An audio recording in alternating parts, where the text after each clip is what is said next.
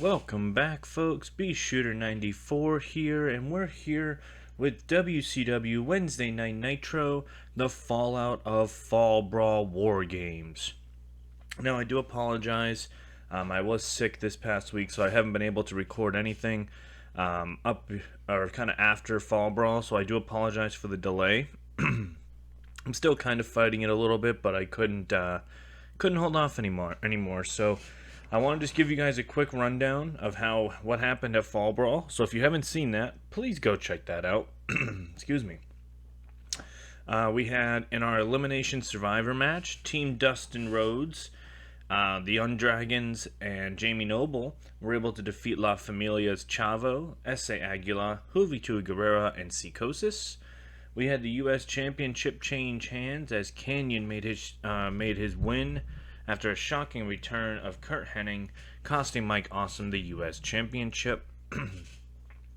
We had a hair versus hair match, where Billy Kidman shaved Christopher Daniels bald after Billy Kidman defeated Daniels. And we had, well, I don't want to say a shocking tag team title change, but I think in my head it was a little bit shocking. And maybe for you guys, maybe you were a little annoyed by this. But the Road Warriors did defeat Sean O'Haire and Chuck Palumbo to become the new WCW Tag Team Champions. I felt like that was a move we had to do. And with some teams coming into WCW, I think it'll make sense, I hope. And in our main event of the evening, and I forgot the Cruiserweight Championship, AJ Styles was able to slightly defeat Shane Helms by a roll-up for the Cruiserweight Championship, keeping that belt away from Shane Helms. And then finally, in our main event of the evening, and a shocking end to the show, Jeff Jarrett pins Booker T after Ken Shamrock interferes and knocks out Booker T with the belt, leading to Jeff Jarrett getting the 1, the 2, and the 3, leading to the new WCW champion, Jeff Jarrett. And now we open the show with our normal video package of opening of Wednesday Night Nitro. We're in front of 4,000 people tonight for episode number 307 of Nitro. Obviously, that's not true with what we're doing, but this is going to be our opening video, 75 on that segment. And naturally, we open the show with Jeff Jarrett, BG James, and Lance Storm coming down to the ring. Jeff Jarrett with the WCW Championship on his shoulder. And he says, last night, we did what we said we were going to do when we decided to come together. We took the WCW Championship from Booker T on Sunday and put it on the chosen one of WCW. That's right, Double J, Jeff Jarrett, is your WCW champion. Shane McMahon's music hits, and he says, Jeff, I can't deny, man, you won that WCW championship on Sunday night in War Games. There's no rules in War Games, so I'm not going to fault you for how you did it. But I will let you know this Booker T is using his rematch clause at Halloween Havoc for the WCW championship. So you can have your fun right now. Booker's not here yet, but I'm sure he'll address the crowd later on. But at Halloween Havoc, it will be 1-on-1. No interference from Lance Storm or BG James, and no War Games cages to get involved. It is Booker versus you, Jeff, and that'll end the segment. So we got already our main event for Halloween Havoc is set, so let's pre-book that. So we get some... And now Halloween Havoc is about a month away, so the fact that we already have our main event kind of booked is kind of interesting, considering most of the time, we don't pre-book that far out. But in this situation, since we know Booker T's using his rematch, I think it makes the most sense to set it up this way. And we'll put the belt on the line. Pre-book. Cool. So Booker T and Jeff Jarrett has been pre-booked for Halloween Havoc already. The segment overall got us a 67. The first part was Jeff, Lance, and BG only, and the second part was Shane Helms. The Shamrock storyline has advanced with Booker T. The WCW title storyline has advanced. Shane did great. Lance Storm again did not do great without a script, as per usual.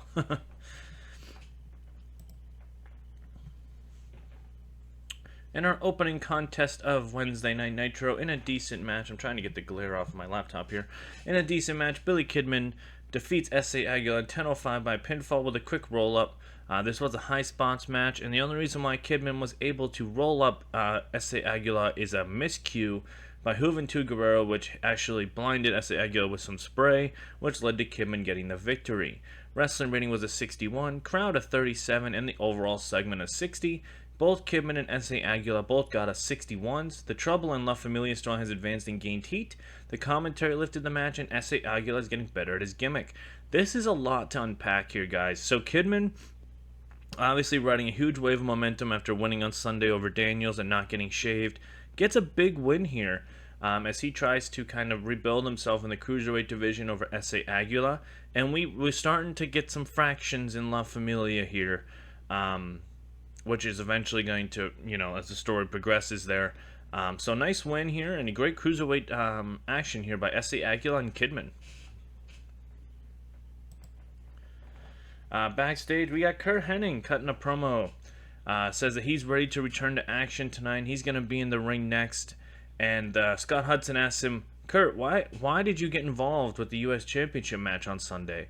And Curt says, well, first of all, Mike Awesome put me on the shelf for almost a month and a half after that vicious tables match where he took my U.S. Championship. So, let's just say Mike Awesome were even. You took me out for a month and a half and took my belt. Well, I made sure you didn't retain it.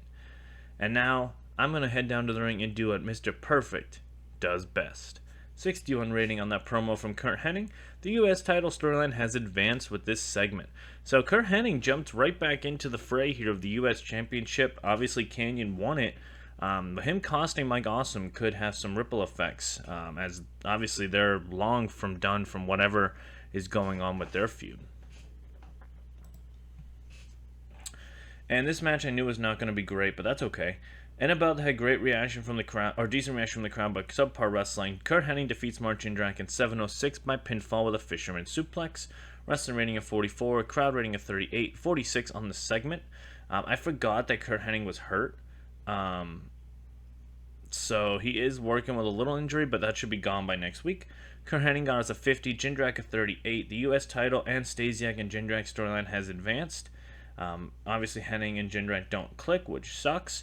And the commentary lifted the match. So this is simply just to get a win for Curt Hennig. However, the post-match stuff is more important than the actual match, in my opinion, which is this. Next segment, please. Thank you. After the match, Jindrak starts getting up as Stasiak attacks him and hits him with a low blow as he starts pummeling Jindrak, and Stacy's just kind of smiling and watching it happen. So Shawn Stasiak is officially finally sick of Mark Jindrak and turns on him, which leads to Mark Jindrak becoming a babyface.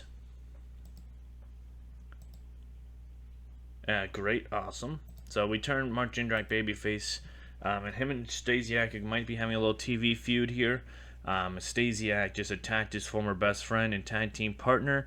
This has been building up for a couple weeks, guys, and I think this was finally the move we had to do.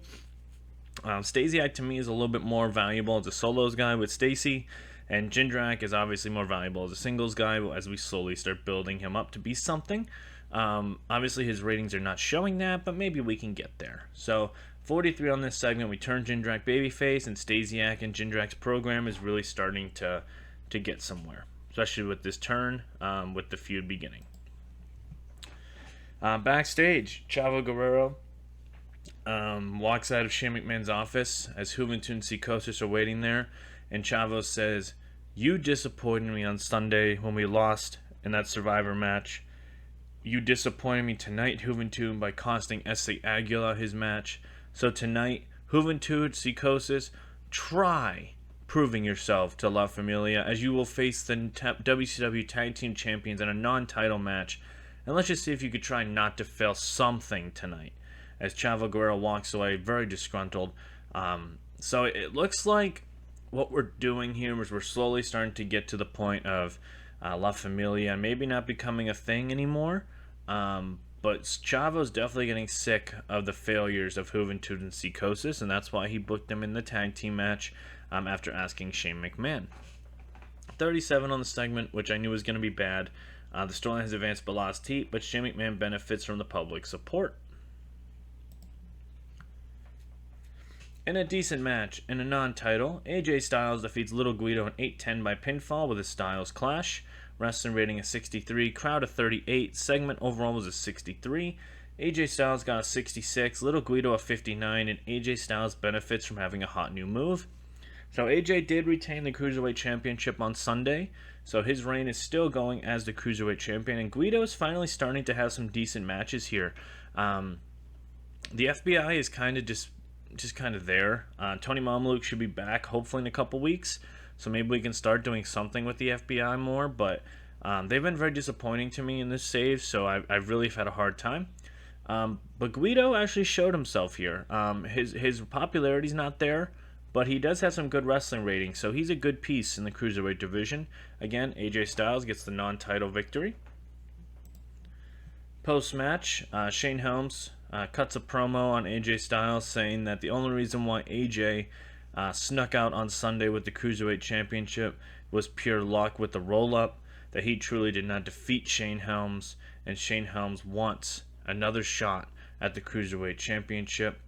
AJ Styles obviously just had his match, so he's just standing in the ring. So Shane Helms is not done with AJ Styles. He wants another shot at the Cruiserweight Championship. This rating for this match was phenomenal, so we definitely are going to get it.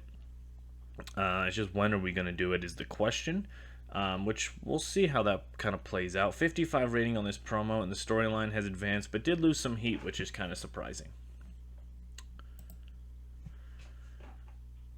Alright, and in that tag team match, in a bout that had decent reaction from the crowd but subpar wrestling, the Road Warriors defeat Juventud and Psicosis in 7:36 when Animal pinned Psicosis with a Doomsday Device. Wrestling rating of 49, crowd of 41, segment of 57. Road Warrior Hawk of 59, Animal of 59, Psicosis of 42, and Juventud of 36. Juventud wasn't even trying because he's unprofessional, so this is why we started the process of kind of being done with him and Psicosis. The tag team storyline has advanced, the La Familia storyline has advanced, and the Road Warrior feud has advanced. Obviously, the Road Warriors have great chemistry, and the commentary lifted the match. Even with them phoning it in, we still got a 57, so can't complain too much. This is straight up just to keep adding fuel to the fire when it comes to La Familia, and the Road Warriors get a nice win on Nitro as the new WCW Tag Team Champions. Booker T comes down to the ring and calls out Ken Shamrock and says, on Sunday, Ken Shamrock, you did, in my opinion, the unthinkable. You got involved in my business, and it was great to have you in WCW for about an hour. And now, you have the biggest enemy possible here in WCW. Shamrock, you and I will fight. I don't care if you're the world's most dangerous person. You cost me my belt. And at Halloween Havoc, once I regain my championship, if you ever decide to show up here again, I will gladly put my belt on the line and challenge you and fight you and get my revenge on what you did to me on Sunday. Shane McMahon interrupts again, so he was obviously interrupting Jarrett. Now he's interrupting Booker and says that Shamrock's obviously not here tonight, and he does apologize for his despicable actions. He was unaware that Shamrock was going to do that. However, he says, Booker, you did get your match at Halloween Havoc, so try not to worry too much about Shamrock right now, and worry about Jarrett and trying to get your belt back. In 77, when we added Shane and Shamrock, the WCW storyline has advanced, and Shamrock screwed Booker T storyline has advanced. Apparently we need a better color commentary, which I don't understand how you get better than Tony Schiavone and Mike Tenay. And Booker and Shane McMahon both did well with the public support. So 84 on this promo. Good stuff out of Booker like usual. Booker's kind of got like two feuds going at the same time here, which is exciting. Obviously the starting of the Shamrock one, and he still got that feud with Jarrett over the WCW Championship. So we'll see kind of how that pertains going into the end of the fall and into the winter of WCW. And in a singles bout, our new U.S. champion gets a nice easy win here. In a decent match, Kanyon defeats Evan Courageous in 5:32 by pinfall with a flatliner. Wrestling rating of 53, crowd of 41, and the segment was a 66. Kanyon got us a 60, Courageous a 46, easily just a jobber match, and they didn't click, which is disappointing, but still, the fact to get a 66 out of that, I will take it. Now, Kanyon's a babyface. He just won the U.S. title, so the push is on for Kanyon at this point. He's a great worker, and I really feel like he's a guy we can get a little bit behind here, really kind of make him something here in WCW, and really start building our franchise guys as we go into 2002 and forward, and whatever we need to do to kind of make this company as progressing as possible to compete with the top dog. So, great match here from Kanyon.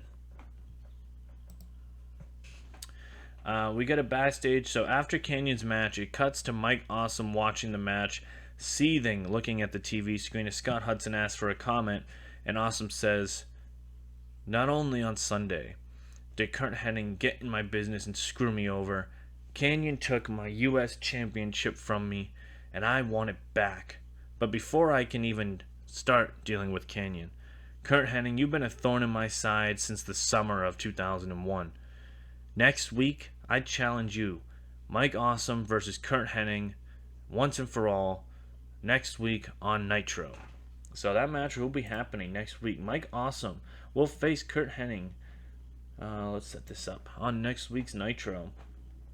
But the question is, which I think is going to be a very interesting point of view here, Curt Hennig's never gotten his rematch for the U.S. title, and Mike Awesome has yet to get his rematch yet. So there's going to be something going on to that, I think, potentially after next week. So we'll see. 53 on the segment here. The U.S. title story has advanced, and the unknown storyline has advanced, which I will not reveal to you guys until we get there. 53 on this segment from Mike Awesome. Next week, Roddy Piper and the Natural Born Thrillers will return on Nitro to address what happened at Fallbrawl as they lost the WCW Tag Team Championships to the Road Warriors. Tag Team title story has advanced. Obviously, Piper does well. 63 on the graphic showcasing they will return next week. And in about a decent match, Stevie Ray defeats BG James in 10-13 by pinfall with a spine buster. Wrestling rating was a 54, crowd of 53, and the segment was a 56. Stevie Ray got us a 45, BG a 62, and then commentary lifted the match. This was simply just two guys that were in the War Games match. We were just going to kind of have a one-on-one here. I wanted to give Stevie Ray a win, and you'll kind of understand why as we go towards Halloween Havoc. And BG James has just been a great hand for us, and I don't think it hurts anybody for him to take a loss here to Stevie Ray, as we can easily get that win back at some other time. But this is a nice win for Stevie Ray. So, good match here out of these two guys. I wasn't expecting much, so I'll take it. We get a backstage promo from Rob Van Dam. Ready to be in action tonight. He says that on Sunday, I did everything I could to try to make sure that the WCW Championship stayed with Booker T, but now I got to worry about me. As we go into the fall of 2001 and going in towards Starrcade season, Rob Van Dam needs to make sure he is towards the top of the card, that he is the main event of Starrcade 2001. 75 rating on that promo from Mr. Van Dam. And about that had good wrestling and decent reaction from the crowd. Rob Van Dam defeats Johnny the Bull in 8:25 by pinfall with a 5-star frog splash. Wrestling rating of 67, crowd of 50, 75 overall on the segment. RVD in 83, Johnny the Bull of 50. Van Dam benefits from all the things. Great match here out of Van Dam. And Johnny the Bull actually held his own here. To get us a 75 rating is really incredible out of a match with, obviously RVD is probably our top in-ring wrestler. But wow, this is a great match. And Johnny the Bull, like I said, man, we might be able to find something for him. But right now he's a guy that's great for TV matches, but not so much on the pay-per-view front. And we get a backstage promo from Diamond Dallas Page as tonight he will face Jeff Jarrett in a non-title bout. As Page says, tonight, now that we're through War Games and fighting for other people to retain their championship, I want to set myself up for a WCW championship opportunity. I've yet to get it here in WCW, and it's disappointing as it was on Sunday to lose to Jeff Jarrett. Tonight, if I get the win on Jarrett, I'm next in line after Booker T at Halloween Havoc. So tonight, it's all about Diamond Dallas Page. 75 on that promo for Mr. Page. And we get to our main event of the evening. which was the 68th segment, and about that had great heat and decent wrestling. Jeff Jarrett defeats Diamond Dallas Page in 13:08 by pinfall with a stroke. It was a storytelling match. Bob Holly did come down to the ring and distract Diamond Dallas Page. 62 on the segment for wrestling, 67 on the crowd, 68 overall on the match. Diamond Dallas Page got us a 58, Jeff Jarrett a 65, and the Bob Holly and DDP storyline has started with this distraction. So that's kind of the feud we're going with. Page is he's going to feud with Bob Holly going into the end of 2001. Not a great match here, but I'll take it between these two gentlemen. But let's see what we get for a show rating. I'm going to say about a 70. I don't think this is one of my better works. It was hard because there were a lot of injuries after Fallbrawl. I couldn't use Dustin Rhodes tonight. I couldn't use Booker T in a match. I couldn't use Lance Storm in a match. So it's been rough. All right, so we made it work for tonight, and we're gonna really start pushing the envelope to get towards Halloween Havoc. But we already have our main event, guys. It's Booker T and Jeff Jarrett in a rematch for the WCW title. And our show rating tonight got us a 72. We increased our popularity in 9 regions, so there's no complaints here. We can keep increasing popularity, which is awesome. We're almost at the point where we can tour the U.S. again. With how bad this company was when I took over, we can only do the Southeast. So the fact that we can tour the U.S. soon really opens up the doors for us to really start becoming a bigger company. But overall, guys, I want to say thank you for keeping this save going. Make sure you're liking and commenting on the videos. I hit every comment. I make sure I respond.